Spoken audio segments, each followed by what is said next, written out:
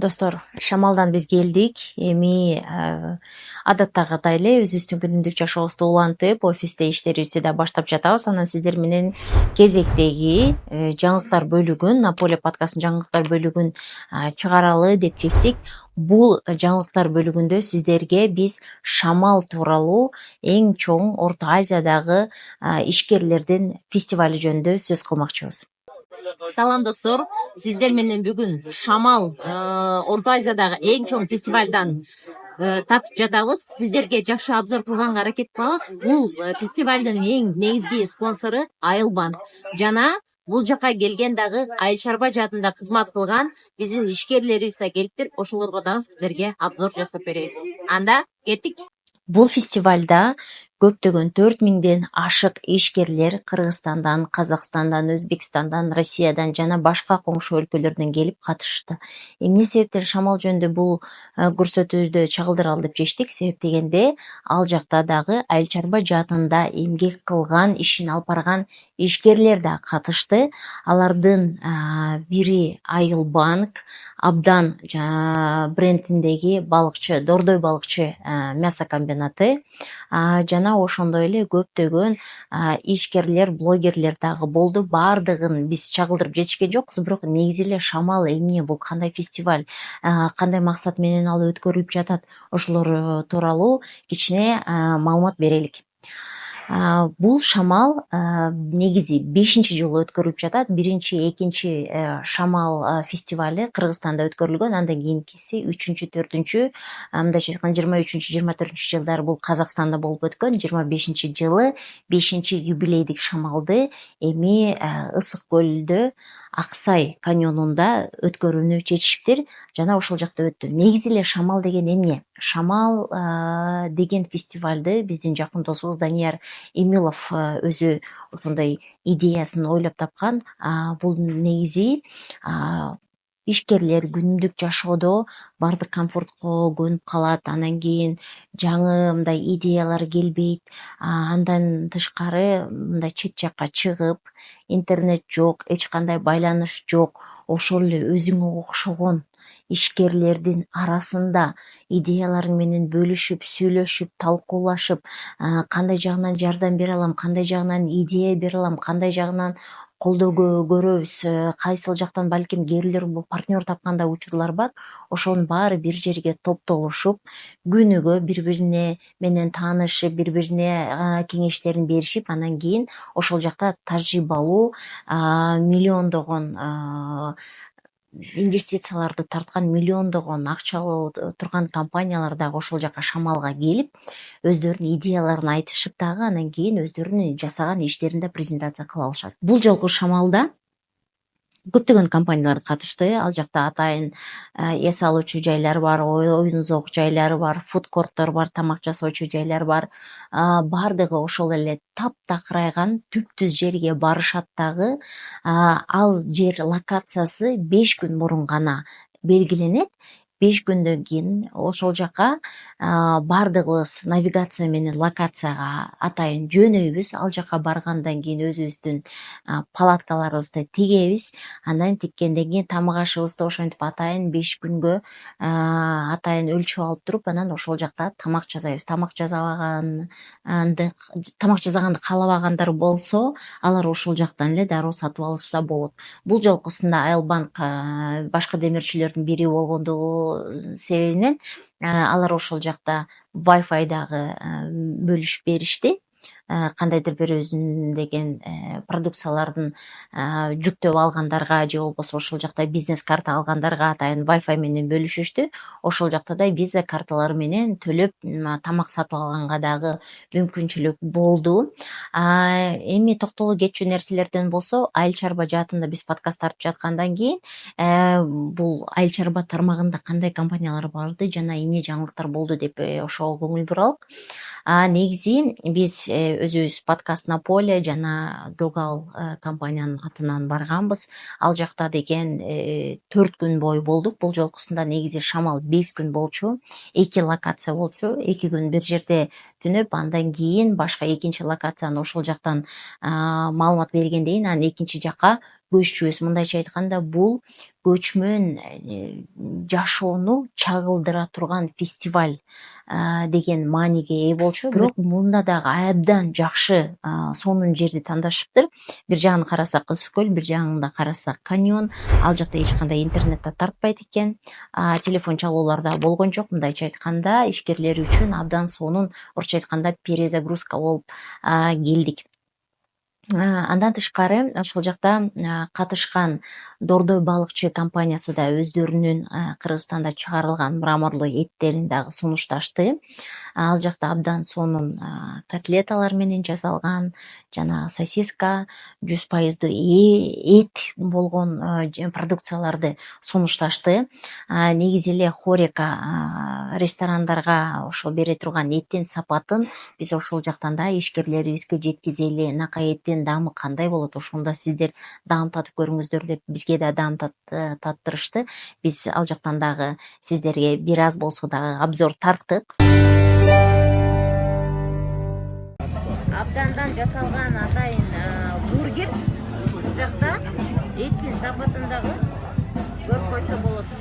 Даамдап көрөлү энди.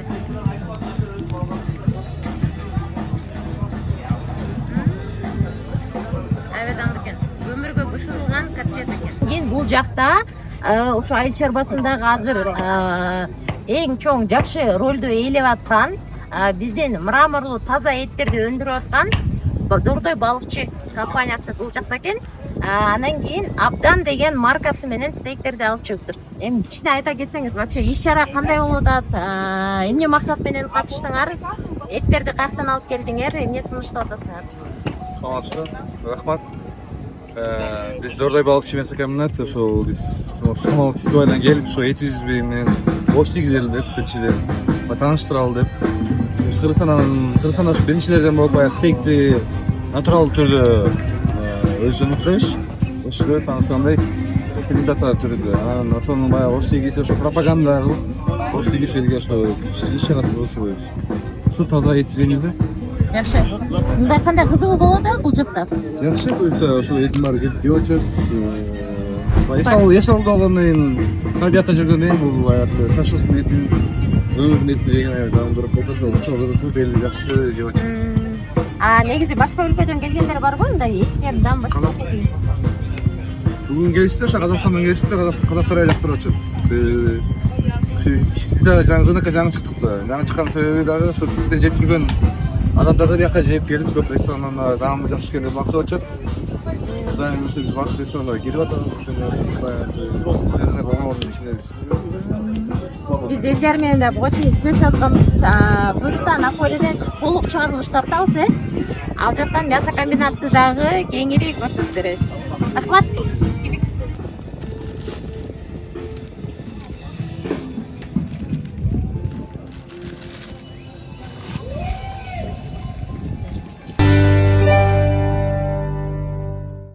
Негизи айтканда 4 күн бул эң жакшы атмосферада өттү. Негизи эле ишкерлердин жашоосу оңой эмес болот эмеспи? Бир күнү карасаң жан жап аткан болот, бир күнү карасаң күн сон болуп ачып аткан болот, бир күнү карасаң башка проблемаларың чыгат. Ошондой эле бул ал жакта дагы погода дагы ишкерлерге ошондой шарттарды түзүп берди да. Барганда эле жаан жаап салып, катуу баткак болуп, палаткалардын баарын учуруп кайра өзүбүзгө келдик. Андан кийин ал убакыт өткөндөн кийин күн кайра тийип, көзүн ачып, жерди кургатып, кайра жакшы баарлашып, бири-бирибиз менен сүйлөшүп, мындай тышка палаткадан чыгып баштасак, эртеси күнү кайра дагы кетерде жаан-чачын болду.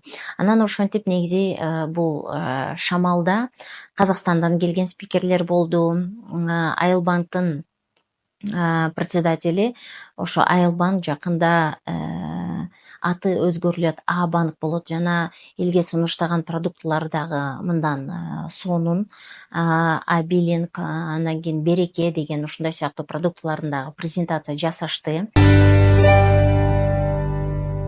Бул А-банк.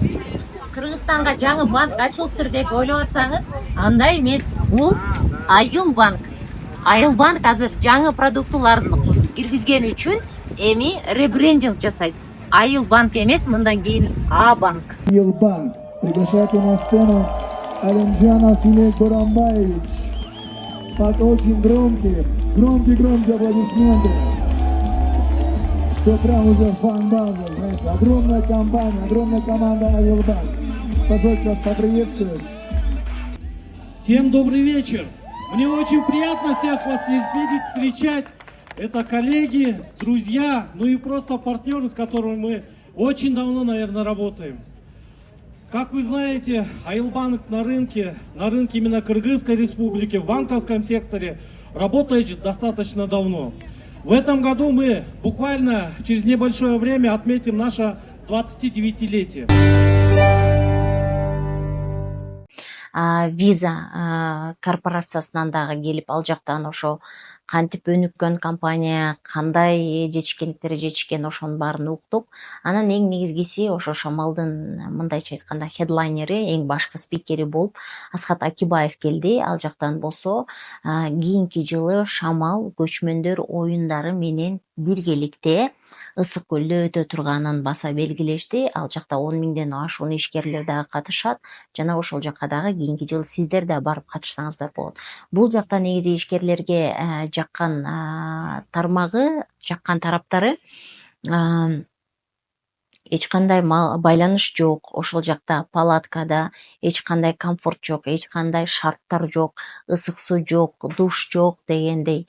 Тамактын баарын өзүң даярдап жейсиң, эртең менен турганда тишиңди ошо муздак сууга жуйсуң деген сыяктуу ошондой шарттарда жашап келдик. Эми биз күнүмдүк жашообузда комфортко өзүбүз мындай шарттарды түзүп алып эле анан кийин жашоого көнгөнбүз. Ал эми Шамал фестивалында ошондой кайра өзүбүздүн эле башкы мындайча айтканда чабандардын жашоосуна кайрылып келип ошол жакта жашап көрдүк. Бирок айыл чарба жаатында иштеп жаткан дыйкандарга бул жаңылык болбойт болуш керек деп ойлойм. Анткени күнүмдүк жашоодо эле айыл чарба тармагында көптөгөн кыйынчылыктар, сыноолор бар, сөзсүз түрдө. Бирок 5 күн болсо дагы азыр жакшы комфорттуу шарттарга көнүп калган ишкерлер үчүн эң сонун бир челлендж деп айтсак болот. Анан Шамалдын негизи ошол фестивалдын алкагында чоң бир сүрөт тартылат. Ар бир компания же болбосо ар бир киши өзүнүн жашоосунда ичинде эмне болсо ошону чагылдырганга аракет кылышат. Анан ошол сүрөттү Шамалдын аягында аукционго коюп сатышат. Быйылкысы аябай жакшы рекорддук суммага сатылды окшойт. $5,000 Америкадагы кыргыздардын диаспорасынын атынан келген Сайпидин байке ошол жактан $5,000 сатып алды.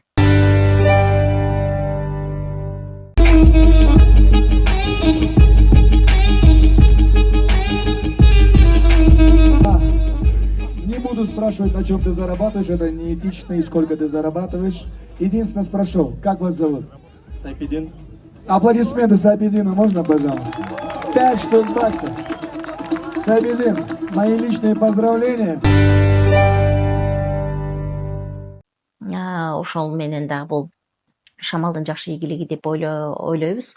Анан эң аягында бардык ошол жака чогулган бардык ишкерлер, ошол жака чогулган бардык креативдүү индустриядан келгендер, блогерлер, актерлор, ырчылар, бизнесмендер бардыгы чогулуп туруп, анан кийин ошол Шамалдын символу болгон отту жагышты. Ал жакта дагы мындайча айтканда ошол 4 күндүн ичинде өзүңө кабыл алган бүт энергиянын баарын сиңирип, бүт бардык маалыматтардын баарын сиңирип, анан жаман нерселер менен коштошолук деген нерсенин эле символу. Бул эч кандай мындай шаманизм же андай мындай ошондой мааниси жок. Бул Шамалдын эле ошол аягында жана олимпиадалык оюндарда отту биринен бирине берген сыяктуу эле эски мурунку өткөн Шамалдын спикери келип ошол жаңы өткөрүп жаткан спикерге, хедлайнерге ал отту берет дагы, ошо менен отту жагышат. Анан ошол менен